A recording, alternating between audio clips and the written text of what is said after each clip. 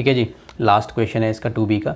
A boat travels 30 km upstream in the same amount of time it takes to travel 60 km downstream in the same river. If the speed of river is 4 km per hour, find the speed of boat in still water। ठीक है, देखिए जी, जब भी आपके पास ये वाला question आएगा ना, कौन सा क्वेश्चन, ये वाला इस टाइप का, जिसमें आपका ये आता है अपस्ट्रीम डाउनस्ट्रीम। ठीक है, ये जो क्वेश्चन आता है कि भाई एक बोट है, ट्रैवल कर रही है, अपस्ट्रीम गई, डाउनस्ट्रीम गई, ठीक है, फाइंड दी बो स्पीड। जब भी ये वाला क्वेश्चन आता है अपस्ट्रीम डाउनस्ट्रीम वाला, इसके लिए कुछ चीज़ें हैं जो बिल्कुल फिक्स्ड हैं, आपको वो करना ही करना पड़ेगा। सबसे पहले आप बोलोगे let speed of boat, let speed of boat in still water. Still water में पूछिए ना, तो आप बोलो बोट की जो स्पीड है स्टिल वाटर में वो कितनी है, हमने माना वो है हमारी x किलोमीटर पर आवर, क्योंकि स्पीड है तो x किलोमीटर पर आवर में आएगा। ठीक है, चलिए अच्छा, अब इसके बाद आपको लिखना है डाउनस्ट्रीम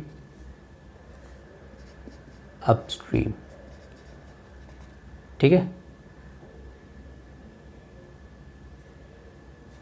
डाउन, चलो ऐसे मत लिखो, आप इसको लिखो, आप इसे लिखो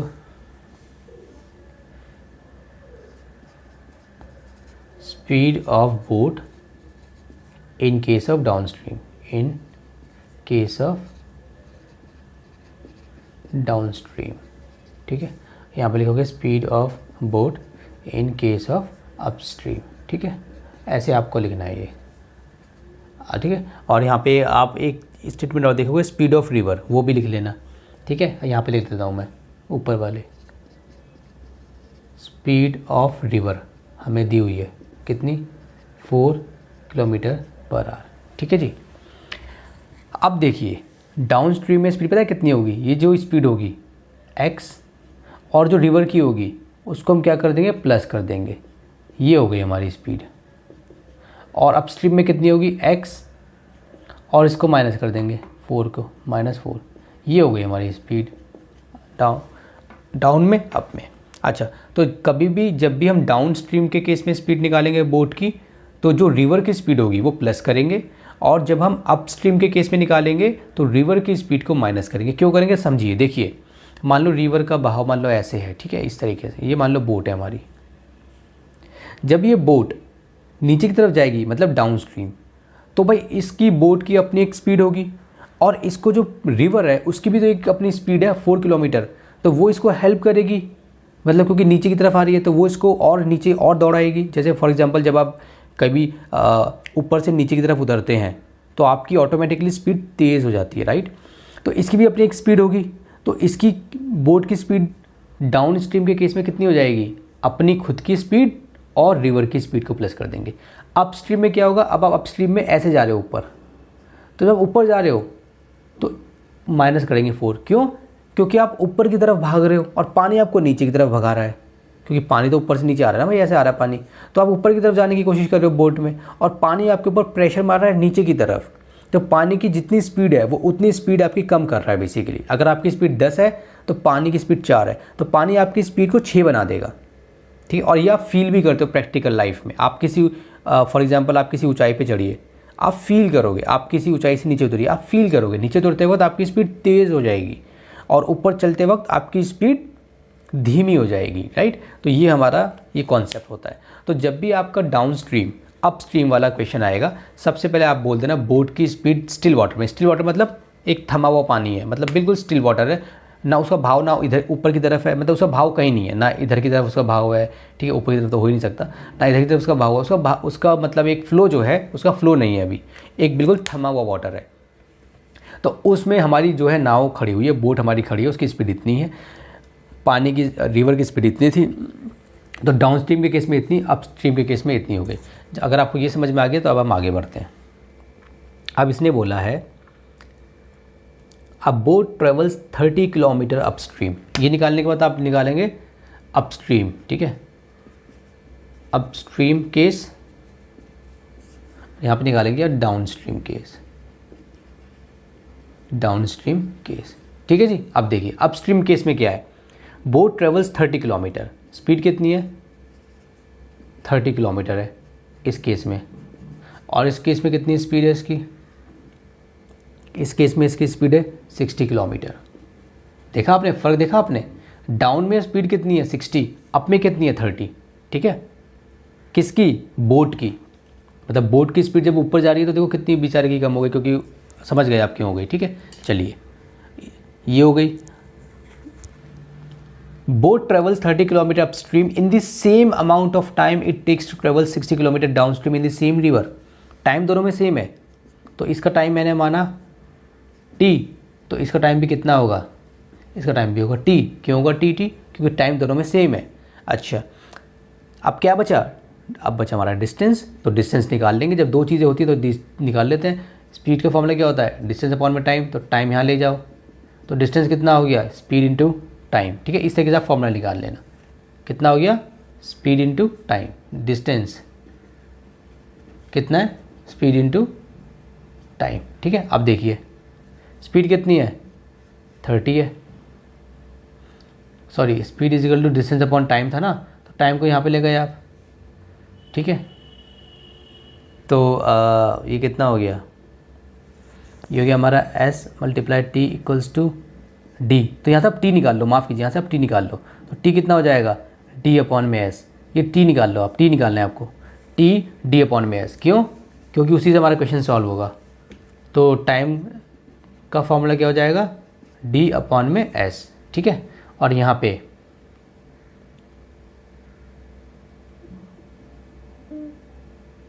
टाइम का फॉर्मूला क्या हो जाएगा,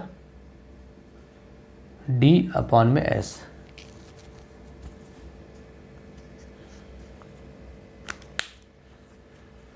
क्या कर रहा हूँ यार मैं,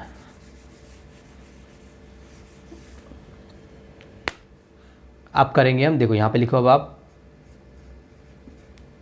डाउनस्ट्रीम केस, यहाँ पे लिखो आप अपस्ट्रीम केस। ठीक है, लिख लिया, चलो आगे बढ़ो। अ डाउनस्ट्रीम के केस में अ बोट ट्रेवल्स 30 किलोमीटर अपस्ट्रीम, मतलब यहाँ पे डिस्टेंस, अपस्ट्रीम के केस में डिस्टेंस कितना दिया आपको 30 किलोमीटर, और डाउनस्ट्रीम के केस में डिस्टेंस कितना दिया है आपको, एंड 60 किलोमीटर डाउनस्ट्रीम, 60 किलोमीटर दिया हुआ है। A boat travels 30 kilometre upstream in the same amount of time it takes to travel 60 kilometre downstream. Time कितना है, इसका टाइम है t, और इसका टाइम कितना है, इसका भी टाइम है t। क्यों, क्योंकि क्वेश्चन में इसने लिखा हुआ है इन the same amount of time, in the same amount of time, मतलब सेम टाइम में इसने इतना डिस्टेंस कवर किया, इसने इतना डिस्टेंस कवर किया सेम टाइम में। समझ में आया, ऑब्वियसली बात है, जब डाउनस्ट्रीम होगा तो कम टाइम में ज़्यादा डिस्टेंस कवर होगा, क्योंकि बोट के साथ साथ पानी की भी स्पीड आ रही है। ठीक है, तो सेम टाइम है, तो अगर इसका टाइम t है तो इसका भी टाइम t होगा, दोनों को t मान लो टाइम। ठीक है, अब डिस्टेंस हो गया, टाइम हो गया, स्पीड है, ये क्या है, स्पीड। तो बताइए स्पीड का फॉर्मूला क्या होता है, speed is equal to distance upon में टाइम, ये फॉर्मूला होता है स्पीड का। तो डिस्टेंस कितना है मेरा इसमें, अच्छा मेरी स्पीड है कितनी इसमें, एक मिनट, ये कौन सा केस है, डाउनस्ट्रीम केस है। तो डाउनस्ट्रीम केस में मेरी स्पीड कितनी है, x+4 है, पहले आप लिख लीजिए x+4। ठीक है, ये हो गई मेरी किलोमीटर पर आवर। ठीक है, यहाँ पे कितनी है मेरी स्पीड, ये कौन सा है, डाउनस्ट्रीम केस, सॉरी ये डाउनस्ट्रीम है ना, ये अपस्ट्रीम है। अप में कितनी है मेरी x-4 किलोमीटर पर आवर। अब देखिए ये सारे केस हमने लिख लिए। अब मैं फार्मूला कौन सा लगाऊं, जैसे फार्मूला मेरा होता है स्पीड इक्वल डिस्टेंस अपॉन में टाइम, तो मैं स्पीड का फार्मूला लगाऊं, डिस्टेंस का लगाऊं, टाइम का लगाऊं। तो आप ध्यान दो, दोनों में टाइम सेम है, तो आप टाइम वाला लगाओ। तो टाइम को यहाँ भेजो, तो s into T equals to D, तो t equals to D upon में s। तो आप ये वाला फार्मूला यूज़ करो। क्यों यूज़ करो, पहले आप यूज़ करो, फिर मैं बताता हूँ क्यों होगा। अब देखिए इसमें टाइम कितना होगा, टाइम इसमें होगा d अपॉन में s, मतलब डिस्टेंस कितना है 60 अपॉन में x+4। अच्छा इसमें टाइम कितना होगा d अपॉन में s, तो डिस्टेंस कितना है इसमें 30 और वो कितना x-4। अब ये टी तो बराबर है, दोनों सेम है टाइम टाइम, ठीक है, मतलब टाइम टाइम दोनों सेम है ना, तो मैं ऐसे लिख सकता हूँ 60 x+4 इक्वल्स टू 30 x-4, ऐसे लिख सकता हूँ। क्यों? देखो टाइम और टाइम बराबर हैं, समझ में आया। तो फॉर एग्ज़ाम्पल जैसे टाइम मेरा इसमें ये आ गया, तो मान लो ये टाइम हो गया मेरा लो डाउन स्ट्रीम, और ये टाइम हो गया मेरा upstream, down stream ds, upstream us, ठीक है। तो मैं ये लिख सकता हूँ यहाँ पे देखो मैं इसके पहले अगर मैं लिखना चाहूँ तो मैं ये लिख सकता हूँ, ये टाइम ऑफ डाउन स्ट्रीम और टाइम ऑफ अपस्ट्रीम मेरा सेम है, पहले ये लिख लेना, ये सेम है, ये सेम है। देखो चलो मैं दिखाता हूँ, अब ये हो गया। अब देखिए टाइम डाउन स्ट्रीम और ये टाइम अपस्ट्रीम दोनों सेम है, ठीक है। या आप पूरा लिख लेना time in downstream equals to time in upstream, आप ऐसे पूरा लिख लेना, ठीक है, या फिर ऐसे लिख लेना, ये सेम है। तो ये मेरा कितना है, ये मेरा इतना है, तो लिखो यहाँ पे 60 x+4, और ये मेरा कितना है, ये मेरा इतना है, तो लिखो यहाँ पे 30 x-4, आ गया ना। अब इसको हम सॉल्व करेंगे इक्वेशन को, चलो ठीक है, रब कर देता हूँ, हमारा आंसर आ जाएगा।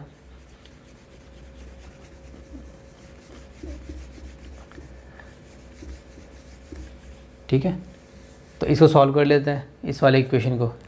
क्या है ये हमारा 60 x+4, यहाँ पे क्या है मेरा 30 x-4, इसको सॉल्व कर लेते हैं। चलो सॉल्व करो जल्दी से, इसको यहाँ भेजो, इसको यहाँ भेजो, ठीक है।